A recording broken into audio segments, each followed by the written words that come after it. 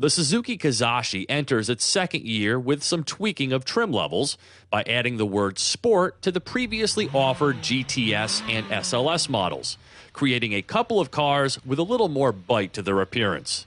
But my 2011 tester arrived in familiar SE all-wheel drive trim with a powertrain I had experienced in my first Kizashi test drive a year ago. You can get yours with a stick shift and front-wheel drive, but this one again has the CVT and driver-activated all-wheel drive.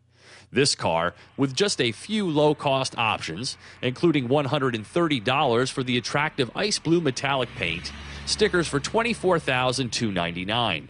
That's considerably less than the SLS all-wheel drive model I drove before that came dangerously close to the big 3.0. Though not styling the rich black leather interior of that previous car, the SE's beige cloth seats mixed with black and chrome trim accents lend the cabin a comforting, detailed feel.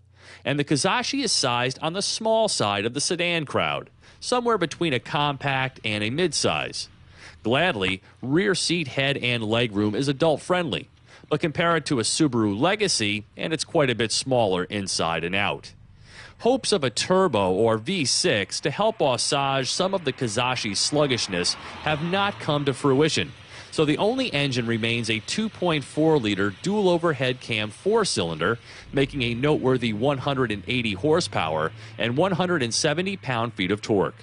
Still, its 3,483 pounds and continuously variable transmission produce a 0 to 60 time in the 8.5-second realm. Not exactly sports sedan fodder. Gas mileage is okay at 22 mpg city and 29 highway. Though I found the steering to be way too heavy on the SLS all-wheel drive model I test drove the first time around, this 2011 Kizashi feels much better in that regard, though the CVT still a bit on the noisy side. The Kizashi suspension tuning is to be commended, wielding the solid body through the turns with great precision and ride comfort.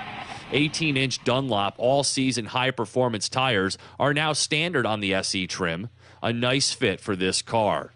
The sporty, refined driving feel continues to be the Kizashi's most endearing trait, and though I found no evidence of steering mods for 2011, this car's electronic rack and pinion setup felt decidedly lighter than I remember.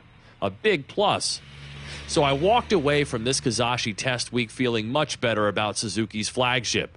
With its sharp looks and nimble chassis, it's an engaging drive, and it's a car that makes much more sense at around $24,000 than it does at nearly $30,000.